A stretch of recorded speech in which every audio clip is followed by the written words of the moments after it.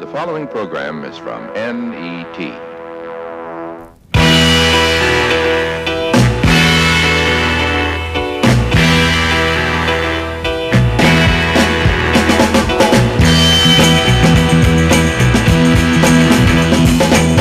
Looking out my window, looking at the rain. Nothing left but sorrow, nothing left but pain. Why'd you go and leave me sad, alone and blue? Looking out my window, woman, trying to find you. Why did you leave me? Why did you grieve me? Looking out my window, what do I see? Nobody's crying half as bad as me. I don't think that they feel so alone and blue. Looking out my window, baby, trying to find you. Why did you leave me? Why did you grieve me?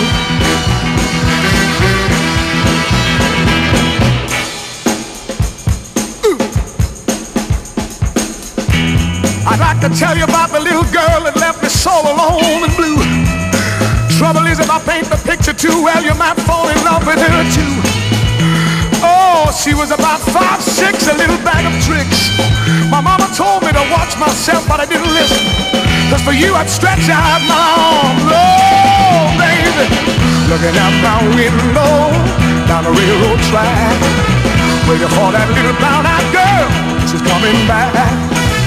Can't you hear the whistle blowing down the line? Come on back, girl, she'll be mine, all mine. Why did you leave me? Why did you grieve me? Oh, baby, come on home. I'm so alone. I don't care what the world might say, I'm gonna love you any old way. Oh, I'm down on my knees. I'm begging you, please. Oh, baby, baby, baby, baby.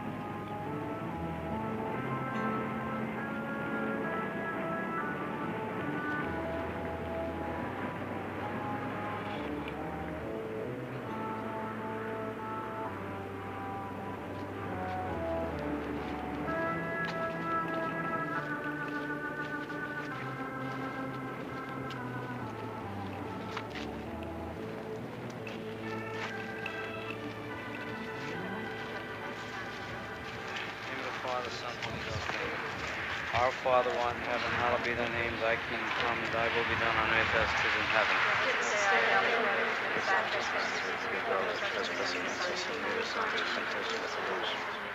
Hail Mary, full of grace, the Lord is with thee. Blessed art thou amongst women, blessed fruit of thy womb, Jesus. Eternal rest be unto him, O Lord. May his soul rest in peace. May the soul of the faithful departed through the mercy of God rest in peace. Amen.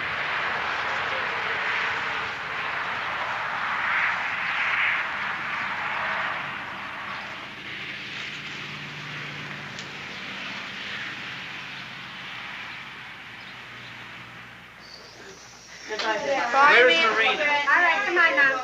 Come on, let's go. Let's say grace. Come on, kids. Come on and sit down at the table, huh, please? Now let's talk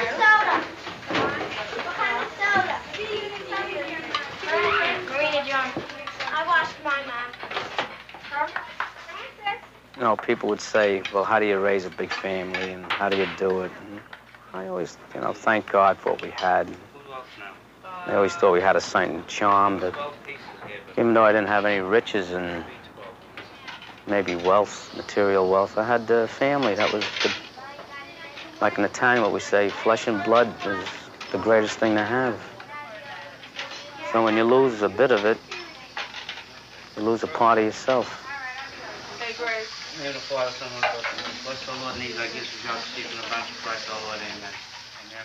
Being of our religion, being Catholic, I mean, death, we can accept death if it comes the way we think it should come. But not violently like this, 10,000 miles away. You got any cheese? And nights, sometimes you look at television, you see a war picture, and you picture your son over there. It's hard to believe that he was just killed. That they're going to send us details later on. The only thing that could comfort you is just the beautiful memories you have. 20 years of his life that God gave you. The day he came home from boot camp, it was one of the most happiest days to see him come and get out of the car with a smile. You can't show how much you love a person. You have to feel it. The tears that flow. I had to hide behind my husband so nobody see me cry. Mommy, did I bring enough cheese? Yes. I think a lot in the past. My wife thinks a lot in the past. And the kids mention many things around the house that remind them of Carmine. Angie, sit where Carmine used to sit, please. Where were you? Say grace. Angie took it real hard because, like his brother, he plays in the band, he sings in a band. He went to work the next day. He just wanted, I guess, to take it off his mind.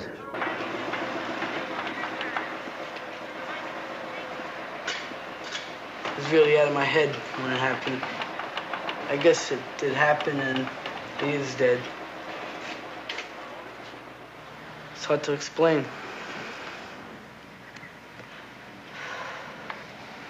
But I guess, like, I felt like killing myself, doing a whole bunch of stuff, but it was only going to hurt my parents more than they were hurt. And didn't want that to happen because I didn't know how they'd feel. But, like, I just didn't care about myself. But then when I thought about it, I figured my parents, my brothers and sisters, how I felt about Carmine, they're going to feel about me. I didn't want that to happen, so that idea was just out. And, I was always, when I was small, I always used to play guns and everything like that. Used to have about 10 guys, used to play army, hide in the bushes and stuff like that. And now, I guess, you look back and see how you used to fool around. And it's nothing to fool around with. So, it's just strange. I had 10 fingers and I lost one of them. Every time I look at my hands, I'll miss one of them. It had a purpose on my hand. And that's the way I used to look at my son. He had a purpose. It's very hard to shoot for anything anymore. You're lucky maybe you live to see a retirement.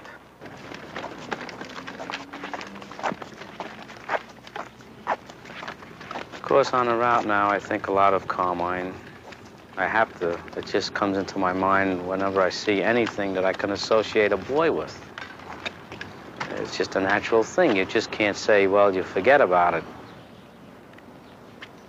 You see a kid going to school, or you see a little kid, like I see a lot of little children going to school, and I think of my boy when he was going to school, and there's 1,000 moments that will bring back a picture of what you did with your boy, You have a specter of fear about you continually. I know I do. My wife does. And when my kids, I think they do too, because there were 11 of us. And when we found out, one by one, we told them about the death of Carmine. Well, you want to see people climb a wall. Mr. Nixon and Mr. Johnson ought to come to some people's houses and just sit around a while when there's a death like this in a family, and maybe they'll sort of get a different aspect of what's going on. Because I certainly think that between Johnson and Nixon, these two presidents, one of them should have ended this thing. Of course, it was Johnson's tragedy, but Nixon doesn't seem to be doing too much with it.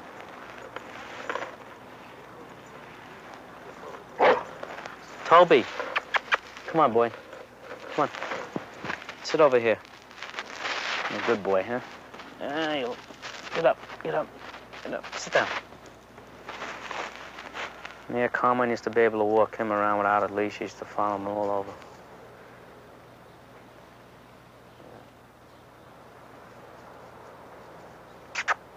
Come here. Come on. Come here, boy.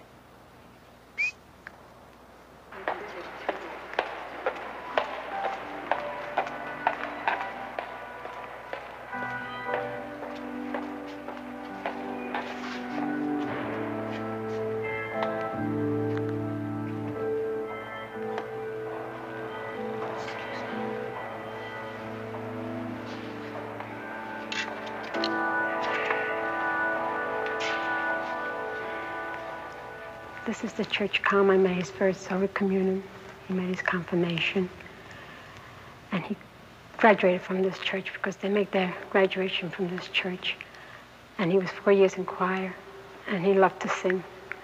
And I'll always remember him singing up there in his choir outfit with a big red bow in front of his face. He looked so cute. And he started to sing with a band. And he kept on singing until they drafted him into the service. And then he went away to boot camp. He was at boot camp, it looks like if he was it for years, but he was only about 6 months. He came home for 21 days. And we spent time together, and he wanted always to be with his friends, and I understood that. He loved his friends.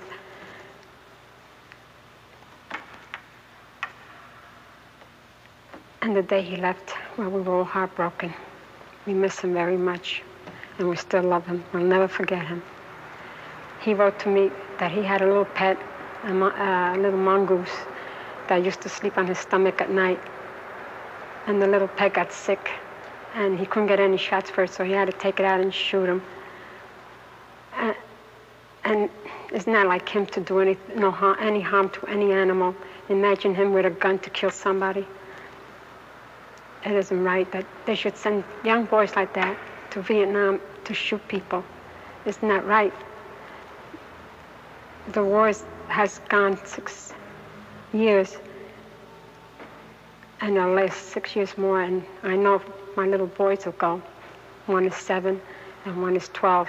They'll probably be going too if it doesn't end soon. And my boy 18, he's going to be 18 next month, and he's going to register for the draft. And then he said he was going to go and do what Carmine did. But we don't want him to, because we feel that we lost one, we don't want to lose another.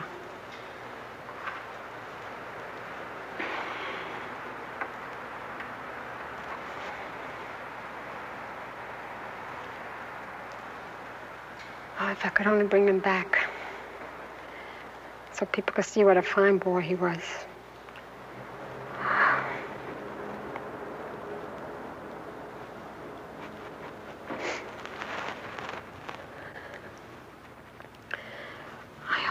Mothers will pray for their son always to come home safe and sound.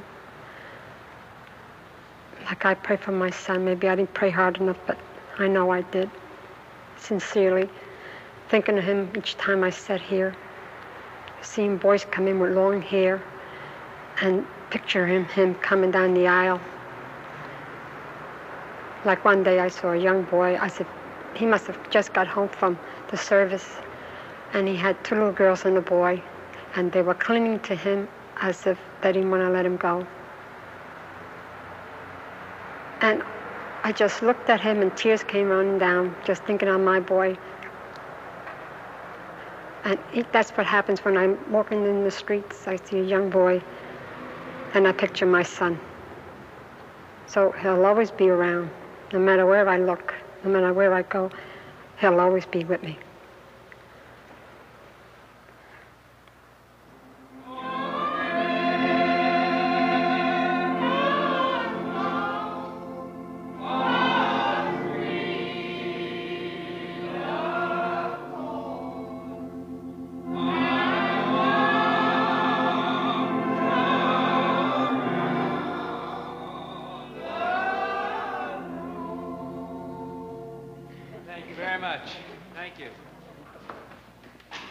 This is a song in memory of Phillip Gibbs.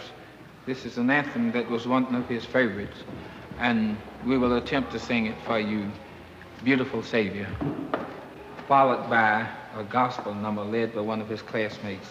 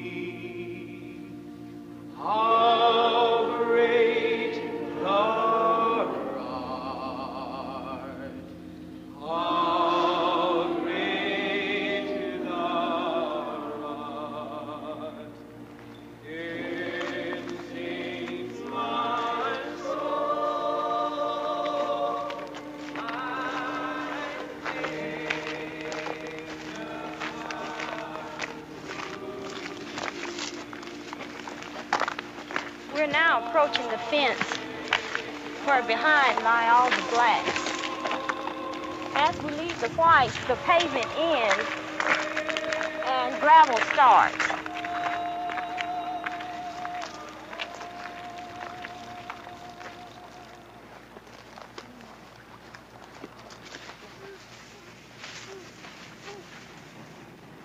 This is the grave where my brother is lying. I received a phone call one Friday morning about 4 o'clock saying that my brother had been shot at Jackson State College.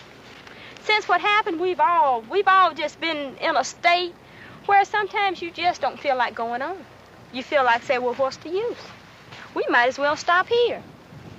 But we're not going to stop. We're going to go as long as we can. We're going to go and we're going to keep going. The part I can't really understand is why would the Highway Patrol or National Guard or the ones that were doing the shooting shoot in a girls' dormitory? Alexander Hall is a girls' dormitory. There's Stewart Hall, the new men's dorm, which they marched up the street from then to the girls' dormitory, shooting in the girls' dormitory. They said sniper fire. Well, if there was sniper fire coming from Ayers Hall, which is across the street, why not shoot at Ayers Hall? But I don't believe there was sniper fire. That's just an alibi to get by, but they won't. They might not be punished this year or next year, but they'll be punished. Because Phillip has a son, maybe another son or a daughter, we don't know. But they're coming. I hope they'll live to go to Jackson. Go to Jackson State where he was going and remember what happened. I don't want this world to ever forget. as long as I live, and I'm sure my brother and sister and his wife, as long as they live, we'll never forget it. And there are people here that won't forget it. They look at us now, they say, oh, that's the Gibbs family. They know, but they just look at us as the Gibbs family, not people. They look at us and say, oh, yeah, her brother got killed down there in Jackson State. I remember him. But they don't understand why. And they don't understand the price that was paid and what a loss we had at that time. I've been back in Ripley now. It's going on 9 years. But it might be 9 or 10 or maybe 50 or 100 more. But things will get right. This fence will be tore down. This graveyard will be mixed. It will be black and white. I hope this world, this whole world can see this red clay lying here and what's under it and what a price we had to pay for it and what a price America will pay before it's over. Alabama's bad, Arkansas is bad, but Mississippi will get better. And Phillip Gibbs is one of the first head starts for it. You'll see that someday. You will.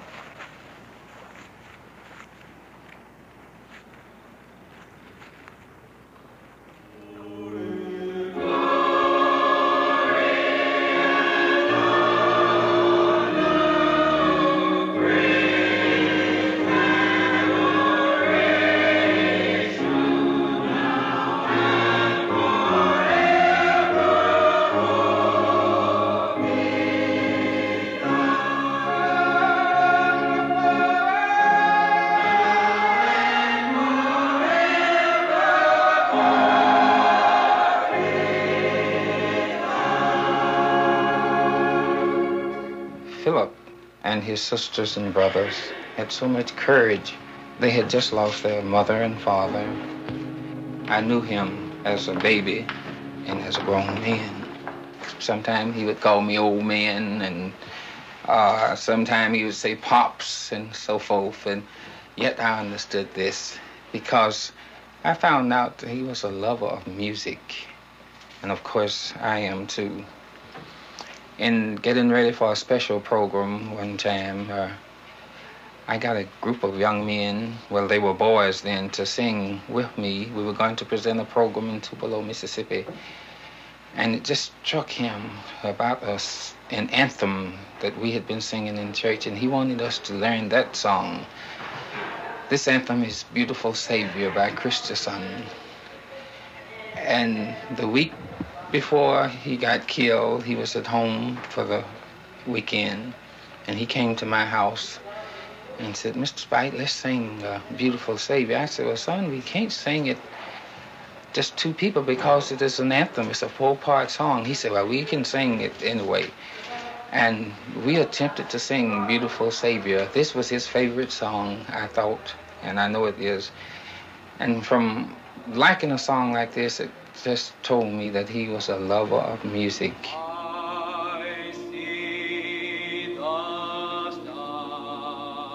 I met Phillip, let me see, it was about in '62, the first year he got here. I didn't know what I thought of him. He was just, girls was all after him, and I didn't want to be like that, so I wouldn't say much to him.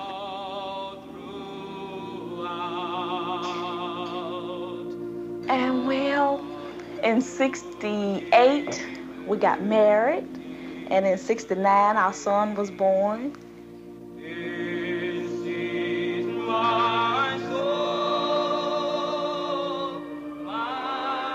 The night they told me about Phillip, I put on a red sweater even though it was hot.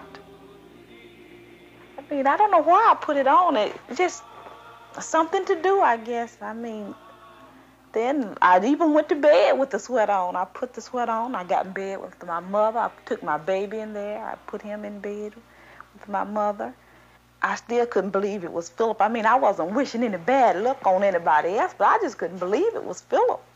Of all the people there, why pick Phillip? I didn't want to, I just didn't want to wish anything on anybody else, but I just couldn't believe it. And then when I saw him, I knew it. And then sometimes I think, what will I tell his son, Phillip? I mean, this other baby I'm carrying. I mean, he didn't know at the time that I was going to have a baby, and I didn't need it. It sort of slipped up on me. And I don't know what I'd tell them when I don't even know myself what to do. I mean, I don't understand myself. But maybe when they get old enough, by the time they get old enough to ask a few questions, things might be straightened out a little, and I can understand them a little better to explain them to my kids. Because I don't know what I'd tell them now if he'd ask. I just don't know. Because sometimes I look at him, he looks a lot like his father, and sometimes I look at him and he does things like him and laugh like him, and I mean, sometimes I just want to run away. I thought I could kill myself at one time after Phillip got killed, but I said I couldn't leave my kids. And then things are getting a little better, but I don't know. I still think about Phillip every hour of the day, and I dream about him every night. Some bad dreams, some good ones. And I still laugh. That was better than I did at first. I couldn't even laugh at first without cracking up. But now I'm a little better. I'm a lot better on the outside. I just say it like that. People think I'm doing better, but on the inside, I just can't hardly take it sometimes. I just don't know. Maybe I took it harder than the rest of the people, because I'm not used to it. Like Noreen said, she was so used to it that the funeral home seemed like a home to her now. She's been up there so many times. But I haven't. And it was so hard for me to go up there and pick out a casket and tell how he was killed, and I just don't know. They had to pull me into the room. I didn't think I was gonna make it, but I did.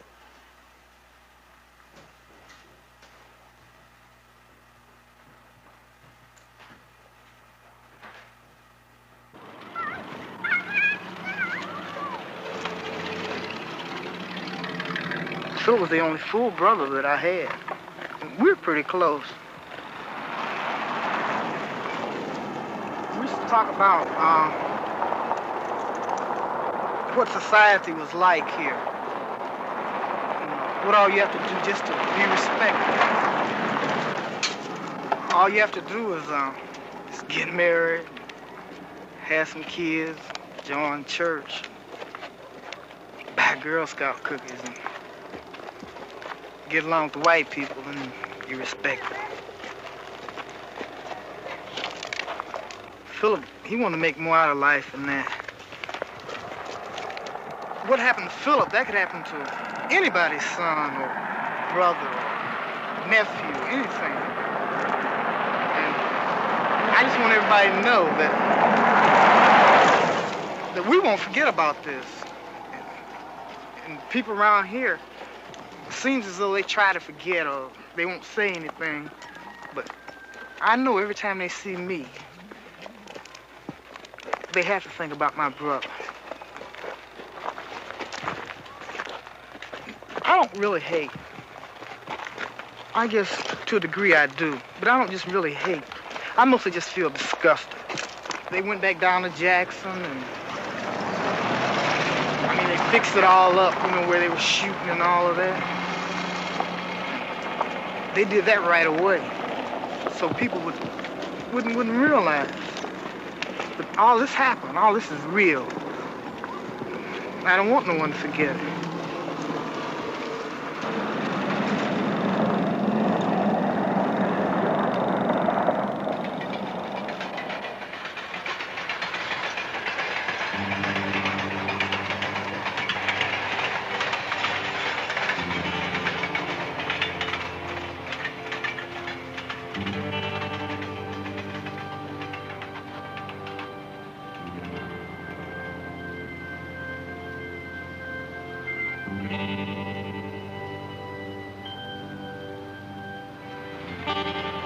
most of these houses were built back in the 30s and 20s and things, you know. All the plumbing is outside. A man that owned the planer sawmill, he built these houses for his workers, you know. I mean, he gave you a break. He gave you a place to live, you know, you and your family. People down here pay from $10, $15 a month rent.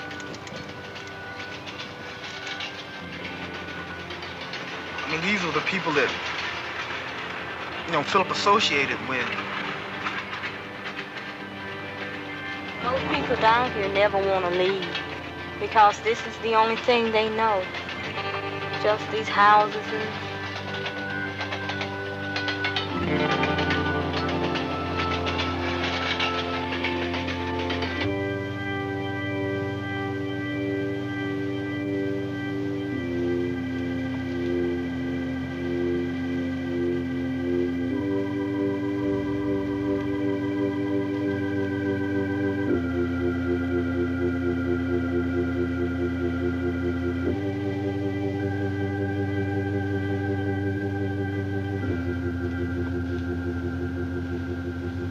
We moved into this home in July of 1969.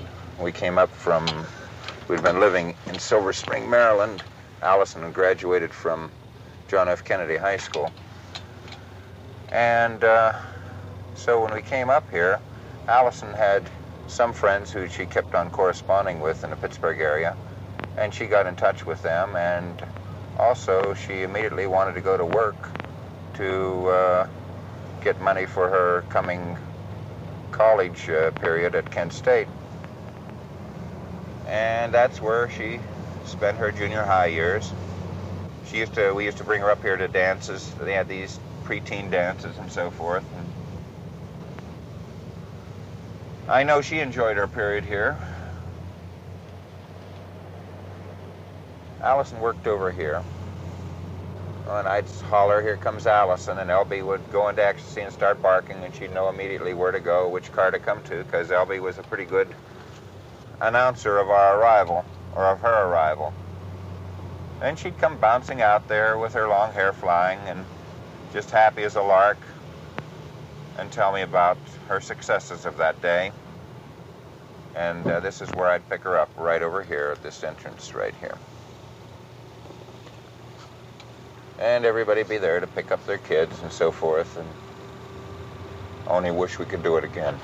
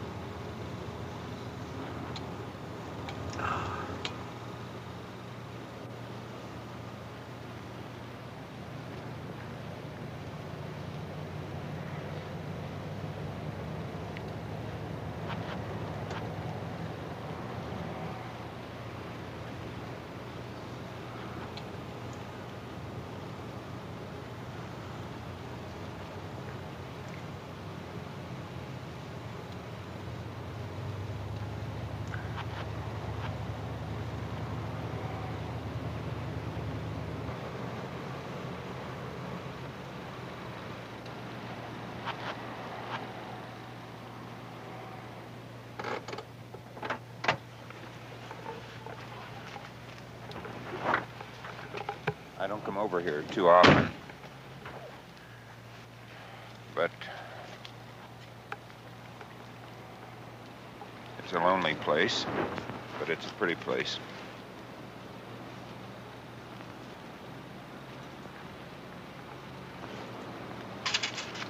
That first marker is where Allison is buried.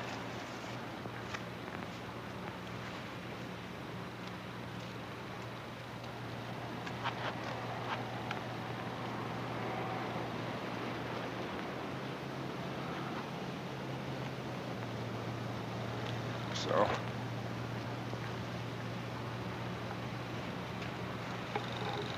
(1951), 1970.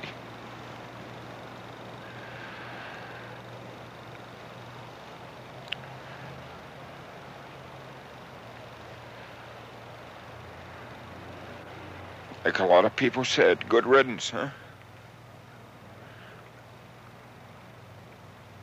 She was a good girl. She cared about people. She didn't like war. And I guess she cussed. Is that a reason for killing her?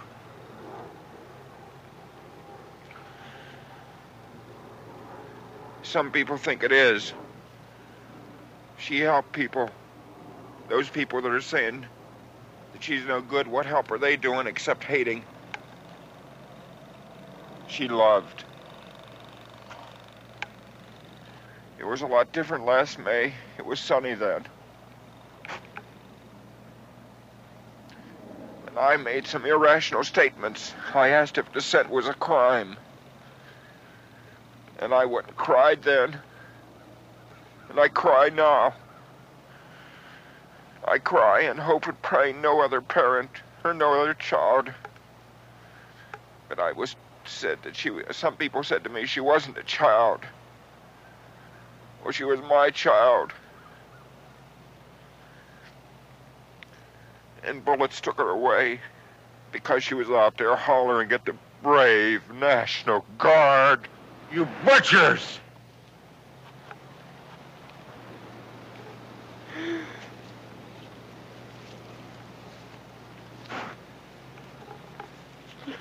You brave boys. You aimed at them. You aimed at their knees. You said you did. You can't even shoot straight. If you aimed at her knee, maybe one of her leg would have been taken off.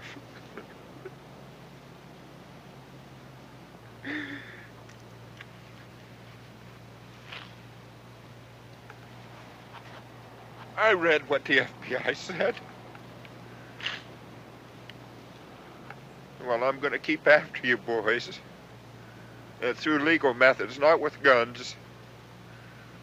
And you, Mr. Canterbury, and you, Mr. Rhodes, and you, Mr. Del Corso. God have mercy on your souls. Because I don't have any mercy on you. What did my daughter do to deserve to be killed?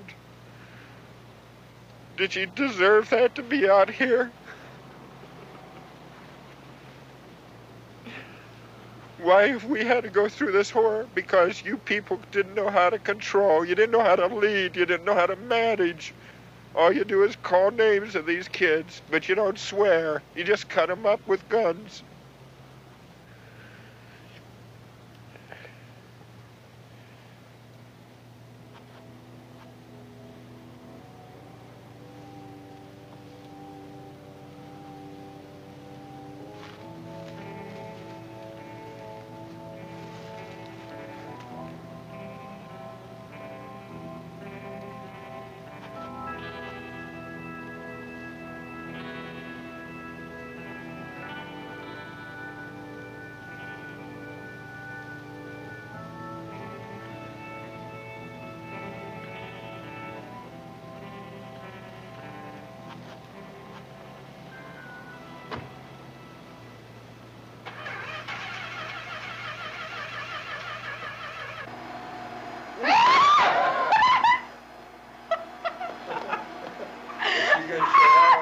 Looks like you're smelling something bad, Lori. The swingers. Look at her, she keeps her eyes on the camera. Lori must have been 5 years old then. Yeah, that was a picnic. What's she doing? That's Lloyd with no, her. it's Allison. Allison and Lloyd. Oh, she... Oh, there there's she Allison. is. She got her Another birthday party. She got her hair cut, and I was so unhappy about that, wasn't I? There she is, a very prim young miss. Now, I think look she at looks that. cute. Yes. The little lady. Very just... Remember Allison? You know, remember the statement she made when we lit our first fire in that house? We had some popcorn. She said, and we rolled the television set into the living room. And Allison said, "Daddy, this is just back in Abraham Lincoln's time." I said that. Oh, let's give credit to who? Ha ha. To Lori? I said, this is just like George Washington, as a matter of fact. Oh, I'm glad we got that story straight after all these years. Oh, look at them. The thing about death that you can't discuss is what happens after it. Because there's no way to find out, ever. Remember the mulberry tree back here? I can't believe that when someone's shot and at 19 and wanting to live so much that they're dead right there, you know? When a person commits suicide, it means they want to be dead. But when a person is shot down, they have this want to live. And I think that's why Allison is around me, because she wanted to live. And I think she wants to get back to life. When I heard that my sister was dead, I screamed. And like, I guess I screamed because it's like what most people do when they find out that someone's dead. But it really, you know, as the days went on afterwards, it didn't affect me that she was dead. I couldn't rationalize that she was dead. There was nothing around us that would tell me that she was dead until like 2 days later, when the casket was open. I saw her laying there, but like it wasn't her, because they had makeup on her and she was wearing this frilly dress and it just wasn't like her. And well, I wanted my parents, after I saw her in that dress, you know, with all that makeup, I told them to shut the casket immediately, because it wasn't her that was in there. It was an image that someone put on her, you know, like she never wore makeup and she never wore really frilly dresses, like she never felt really, you know,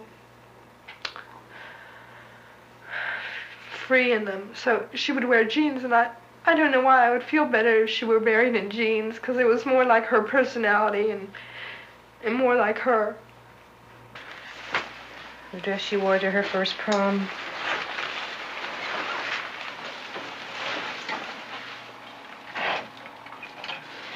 One of her first really grown-up dresses that was for New Year's Eve day.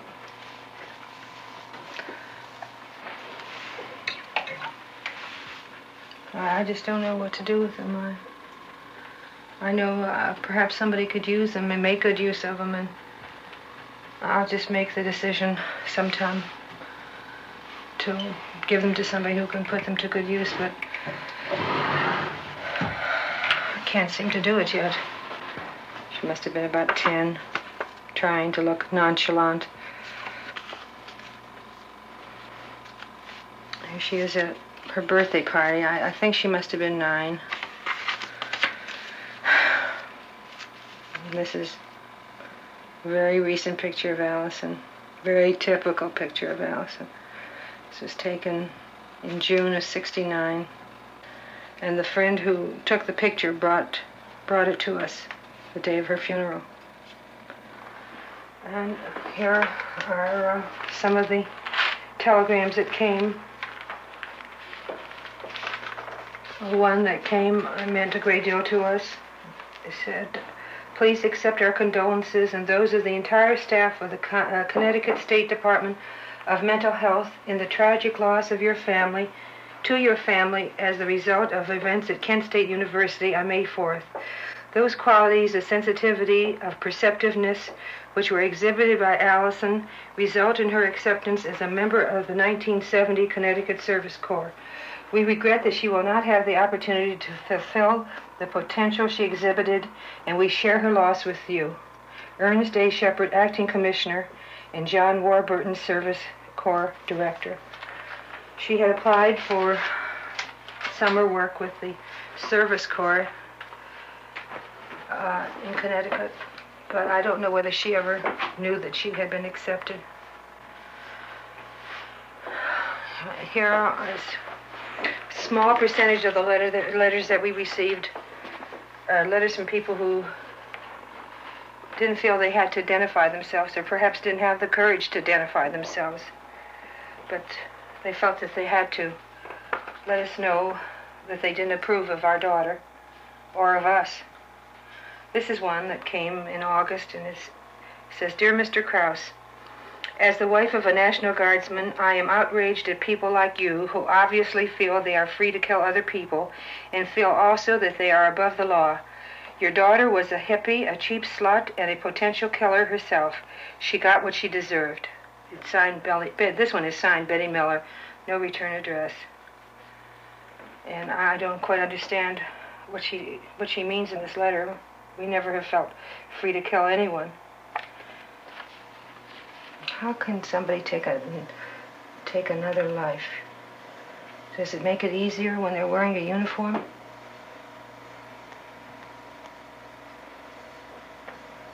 She was 300 feet away from the men who shot her. I don't think she represented any threat to them.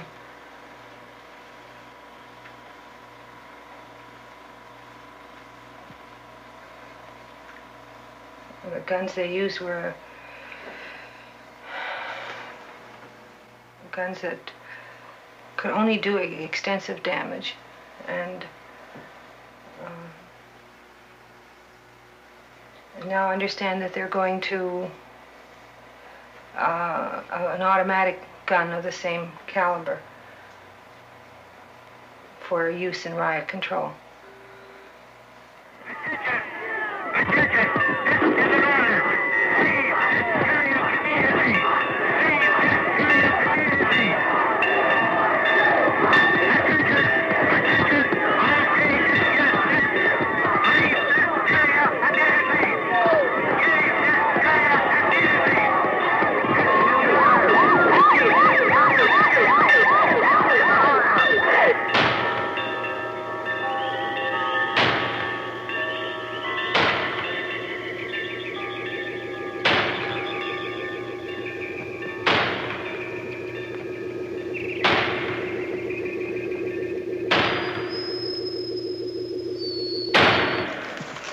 Please do not set date of funeral until port authorities notify you date and scheduled time of arrival, destination. Disposition Branch, Memorial Division, Department of the Army. God bless you. The next one was... Please do not set date of funeral until port authorities notify you and funeral director date and scheduled time of arrival, destination. Disposition Branch, Memorial Division, Department of the Army. Remains upon PFC Carmine Macedonio depart Dover Air Force Base, Delaware, 9 a.m., 13th December, via Hearst to Wiegand Brothers, Incorporated, notified. Weren't there two telegrams that said one? Oh, we got the first one was someone said a mine. That's right. Yeah. The lieutenant told us it was a mine. And then the personnel carrier was hit by a missile. What did Carmine say in the letter that he wrote you? Here, it says, don't worry about me. I'm all right and doing fine. Are you doing good in school? I hope so. I wouldn't want to see you get drafted. Only kidding. How's Steve and all the kids at Gus's? How's all your boyfriends? I'm fine. Everything is all right here, and I miss you, everyone else. Your letters make me very happy, and keep writing. I'll try to answer all of them. It's pretty warm, and there's air, and the air is clean down here. I hear it's snowing still up there. Say hello to everybody for me, and I'll be writing you. Love, Mace. Peace and love to you, Burner. I'm still a hippie deep down inside and will never change. That's what he wrote. Deep down inside, he's always a hippie. And it says, right. And on here, we put Mary, my twin, and Burner, my sweet, and peace.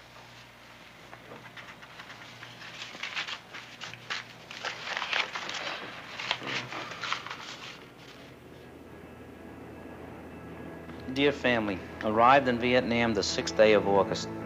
Didn't know what to expect when I arrived, but it seems my views about the war and people will change come the future. They took us from the airport to a replacement center in Long Bien. Finally, after going through processing, we shipped to a combat center in Chu Lai, where we encountered rats and cockroaches. Very bad. Tomorrow I'll be going up on Hawk Hill to my company, C Company 1st Platoon, where I'll be working with Sheridan tanks, 152 millimeters. The boys here have been telling a lot of stories about what happens to them out in the field.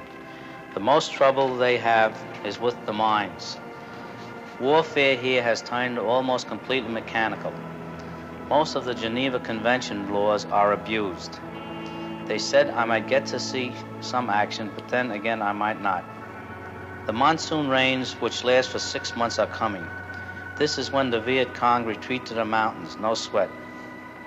They say there's no war here, but just deep in the mountains. The army is just trying to stop, not destroy the bad guys. But they're using every type of gimmick they can come up with. Be writing tomorrow. Love yours and miss you. Love, Mace. P.S. Mom, I say that prayer most of the time in the morning, if not the afternoon. Time goes fast around here. See you in a year. A platoon of Mississippi National Guardsmen started moving into the area at about 4 minutes of 12, at the request of Jackson Mayor Russell Davis. Hey! Stay behind a tank. I can't get the cartridge locked. Damn, we need that light. That night, he was shot. I was looking out my window. One of the boys told me that he was coming down from the walk, or either he was out here in the crowd, and that when they shot him the first time, he just threw his hands up just like for surrender, like, you know, don't shoot anymore. And still, I don't know if they had the killing fever, or were they itching to get some blood, or what. They just went and shot him again, you know, make sure. Well, I know I'm gonna get him, at least one of them. I believe that's what they were thinking when they shot it. And so the ambulance, it came and it picked him up, and they carried him to the University Hospital. And that next morning, I went out there and I seen him.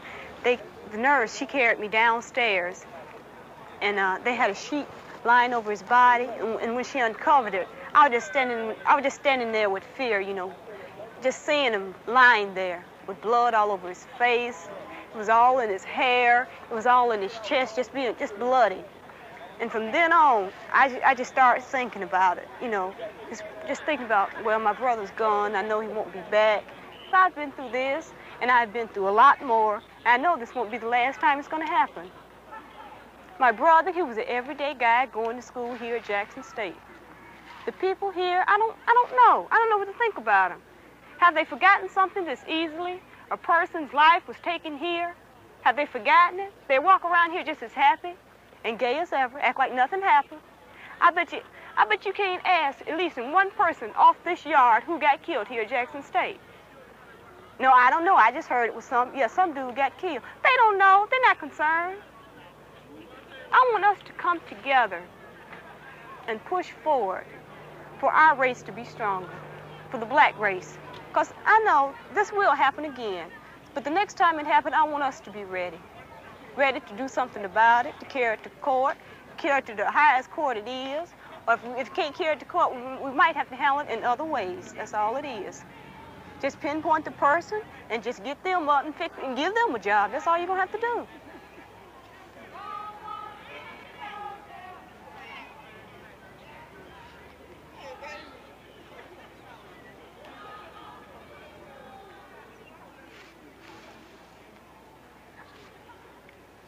Just an everyday fellow going, attending Jackson State. That's the very reason I came to Jackson State, because he was here. I know nothing about Jackson State College.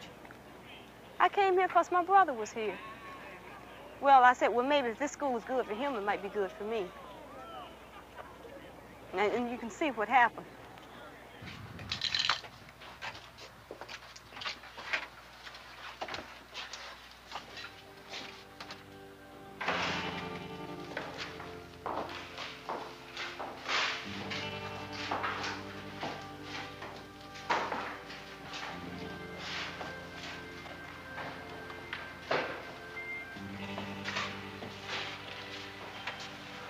The house that my mother and father just feel, I guess you could call it their dream house.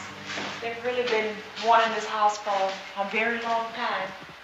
They have been they stayed sharecroppers for the white man for about 26 years. And ever since I was born, this is all they've talked about, a house that I never thought they'd get, but I guess their dream, a part of their dream came true. Of course it's not paid for or anything, but part of their dream came true. And since my husband was killed at Jackson State, they were good enough to build a room on for me, and I think this is where I'll spend most of my time. Phillip and I had large dreams. Of course, we knew at the time that they were only dreams. We dreamed of, I don't know, of a large house ourselves. Of course, Phillip said we'd have a large ranch house and about 6 children. Of course, we have 1/3 of that. And he wanted all of them to be boys, except one, and he wanted a basketball team. And we used to laugh about it a lot. I think some of the best memories I have with Phillip were when he was in school and I stayed in Jackson with him. He used to come in during class breaks, and we'd talk about different things that we wanted, about the ranch house and about the basketball team. And we'd eat popcorn, because I wasn't a very good cook, and he just made do with what we had. And we'd laugh. I mean, those great days. We were very poor, but I think we were just as rich as anybody, really, because we were happy. And it just seemed funny that he's not around to talk about what we wanted anymore. I remember one dream I had of Phillip. I dream of him every night, and I think of him mostly all the time. And it was about him getting shot. It wasn't at Jackson State or anything like that. It was just him getting shot. I think it had something to do with me just thinking about him all the time. He was at this fence, and this hunter, he was behind Phillip. And the hunter drew his gun, and he aimed, and he shot Phillip. And I mean, it really seemed so real, and I could see a little blood stream come down the side of his face. I just started screaming. I don't know if I was actually screaming or if I was just screaming in the dream. The dream, it really got to me. I don't know. It really scared me because when I woke up, I was breathing hard, and I was just really frightened.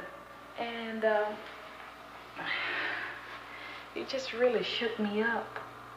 So I grabbed the baby, and I don't know. My baby slept with me because of Phillip. He used to tell me that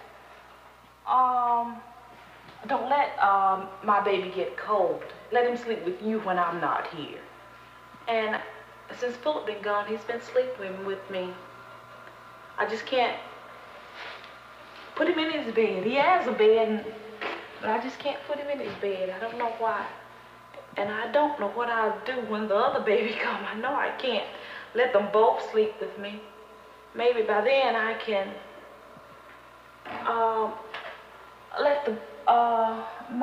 let man sleep some other place, or let the other baby, because I don't think Phil would want man to sleep by himself, because he was so set against him sleeping by himself.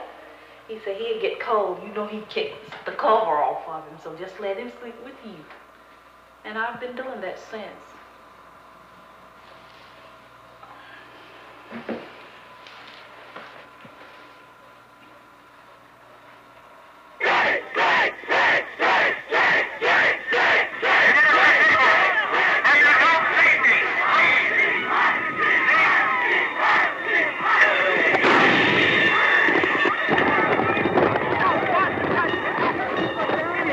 Don't stand it up, kill you!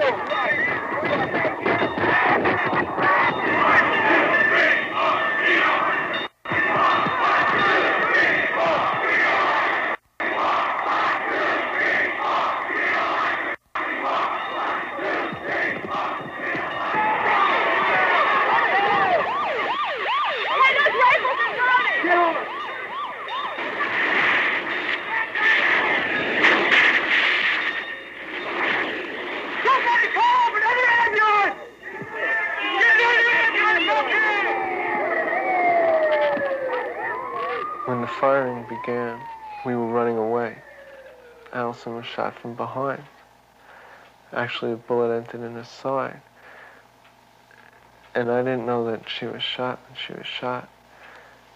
In the midst of the firing, we dove behind the car.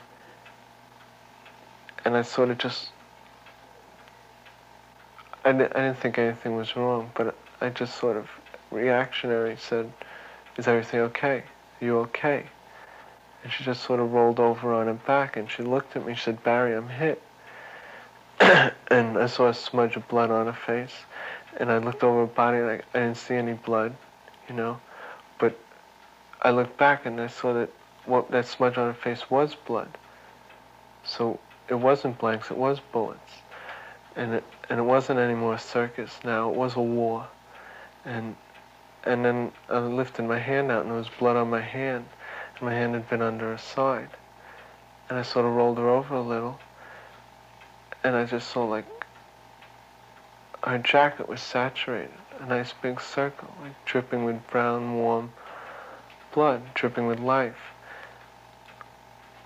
And she said, "Barry, I'm hit." And after she said it the second time, she went into shock. And like her eyes just opened wide and she stared off into the sky, lying on her back. And sort of her mouth made an O and she started to gasp for air. She couldn't breathe.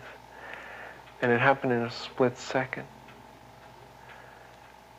I mean, I was down on my knees and then a second later, I was cradling her head and she was gasping for air and there was blood dripping down on my pants and my shoes and her face started to lose color.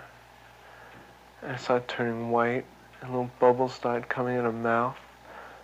And it was open, gasping, and sort of like foaming in her mouth because it was sort of dry. It was drying up. And she's just staring, like just staring, you know. And I tried to like lean over her and look into her eyes, and she looked like right through me. And she was no longer there. Not the person that I had known. It was just sort of a body dying. You know, it wasn't Allison. It was a body decaying, dying. And I waited there for what seemed a long time for the ambulance, sort of just stroking her cheek and hoping that maybe she could feel. I just didn't know what it was like. I tried to do whatever I could. And then it seemed like she was stopping breathing.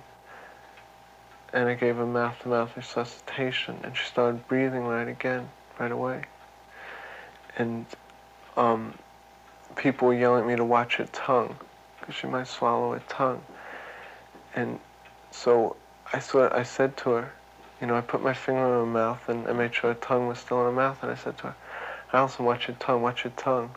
And I was sort of screaming and crying, but I remember saying to watch your tongue. And right after I said it, her tongue like feebly moved forward, like, you know, that she had heard me and she knew it and she'd watch it and she wouldn't swallow it because she knew. And I just sort of, people kept screaming, "Watch your tongue," and I just looked up and I said, "Man, it's okay, man. It's okay. She'll be okay. She knows, you know." And it seemed like it was all right, you know. She was still there in a way. It wasn't just her body then, because I was talking to her and she was reacting, but she was still dying. And then the ambulance came, and we put her into the ambulance, and the whole time her face had like lost all its color by then. And I was stroking her face. It wasn't warm anymore, you know, it was cold. And I had seen that as we were getting to the hospital. The attendant lifted up his shirt to place the compact on the wound. And you saw her whole side just torn apart. I mean, mangled and soaked in blood. And her shirt was ripped up and soaked in blood. And little balls of flesh on the floor. And on her arm, they were sticking to her shirt. And I got like a last look, you know, as we were pulling in, and I saw Allison's eyes roll back, and her arm fell off her chest, and it just hung limply. And then, just at that instant, like I had just seen it, and then they opened the doors, and they grabbed her, and they said, "Let's get this one, she's still breathing." And they pushed me away, and they took her out and wheeled her into the hospital. And she had died at that instant, but I hadn't known it, or I hadn't wanted to know it. And I went into the waiting room and waited. And I wondered if she'd get out that afternoon. And I never imagined what was really inside her. Little fragments of bullet that tore apart her heart and her spleen and her lungs, part of her stomach, a duodenum. And I mean, they just tore out all of her insides. And it was one little goddamn bullet. Tore her apart. I was just so scared. I thought about how we could go and maybe live in Canada and get out of the school and get out of a system that was making us stand in front of men with rifles and then get shot at and killed. I don't know. She died doing something that was part of her. I mean, that was the only way she could have died.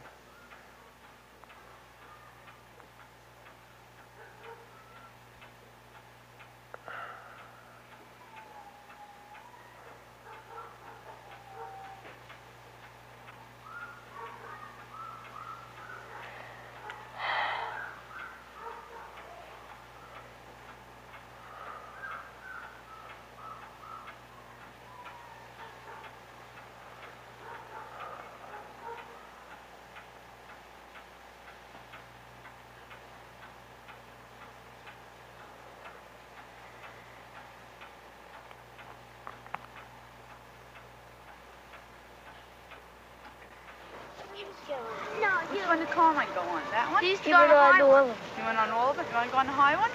The real high one? Can you spin around like Carmine? Huh? Oh. Okay, I'll put you up on this. I want to go on this one, Marina. Marina.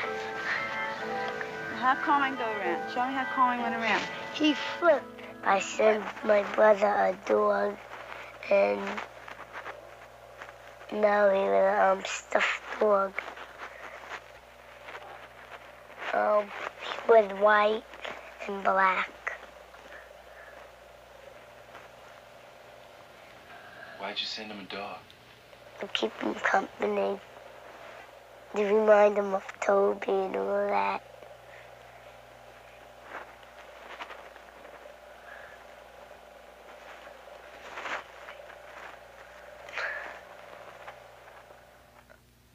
What kind of dreams do you have? Dreams about Mace when he's home. And I have dreams when I'm in Vietnam. And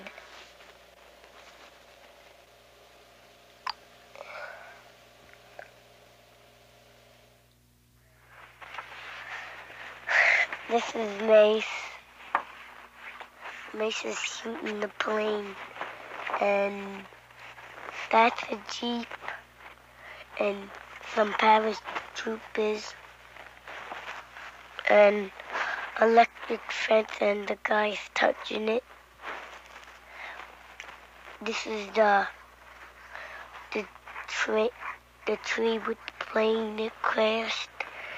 And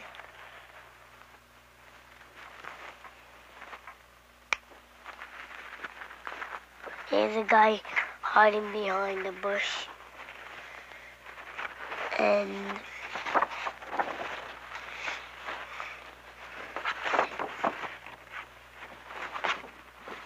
he's shooting him.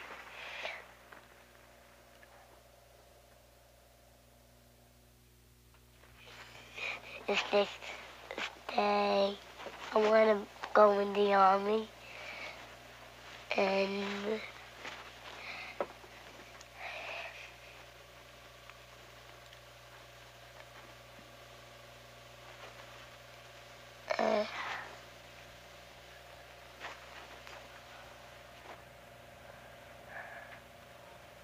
fight Why do you want to fight?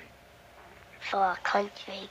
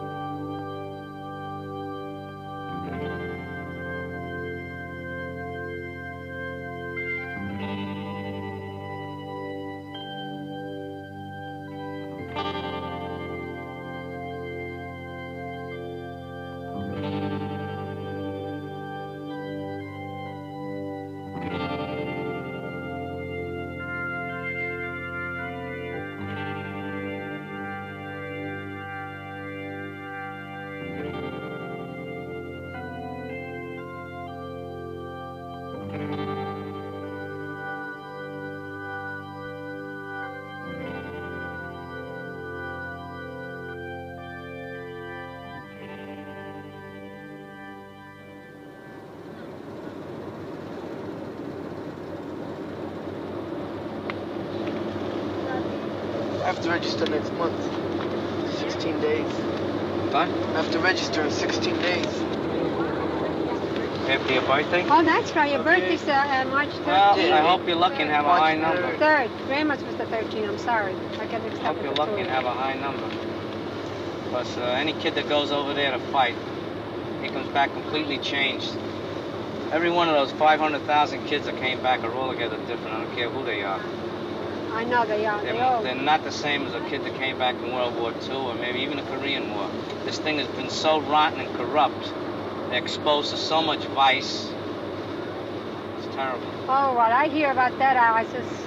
Well, she told you, right, Ellen? Ellen, yeah. About, It's terrible.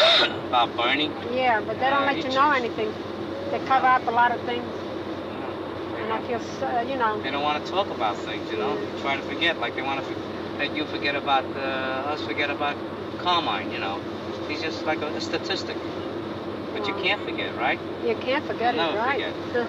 Part of the family. You go here, you see a boy with nice long hair, and, it looks like Carmine. Look at a young kid, and I think of my son. You go to church, and I'm sitting there looking at a boy that must have come home, and his a little lot of friends politicians. were with, his little brothers and sisters were with I wonder them. how many men in Washington have lost sons over there. I never see much in the paper. Have you? Probably not. I've never seen much in the paper. Maybe there's a couple. But I'm sure it's not a big percentage. It's supposed to. Not a big percentage, believe me. No U-turn. Who's going to make a U-turn here? Oh, there's a lot of people that do it, too. Then we go through the customs. Oh, you go through the customs? They check on the other side. Well, yeah, as you're going in, they check in Canada. When you're coming back, they check on the U.S. Each country, they check at the country of entry. I found that out. Hey, hon, I brought Carmine along. You did his picture? Yeah. Good. I wanted to take him over with us. Yeah, his picture. I brought that one? I couldn't leave him home. I just took it as I was leaving. That's good. I haven't got a good picture of him. Well, it's not to me. Canadian Customs and Immigration. Yeah, this is where they check them. Then they want us to stop. Oh, by that guy. Nice looking man. Can we clear that there pylon? Yeah, he got it. There he is. Nice looking custom man. Good morning.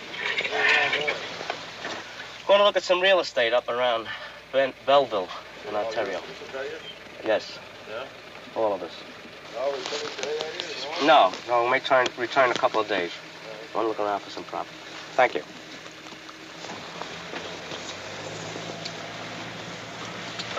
They're nice, they don't... Yeah, where do we go through here now? Around here?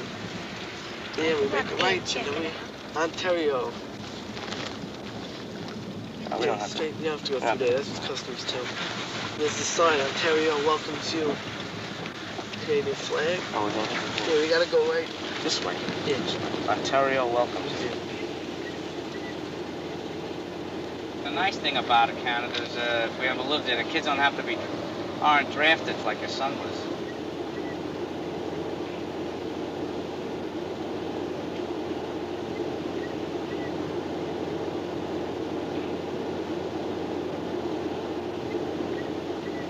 Will we be able to take Carmine's daddy with us if we move? I guess so. It's No, I don't ours, want to leave right? him behind. It's ours. I don't know what the deed procedures are. No. I don't know what we're going to do, but we'll see. I want to see how we are when we get into town. You know, Ange? We go shopping and see how the stores are, see the prices. Tomorrow the sun will be shining. Canadians will be greeting you with big salamis, sausages, French bread. Wait, you bought French bread right on the road, right, Angie? Yeah. Huh? It's terrific.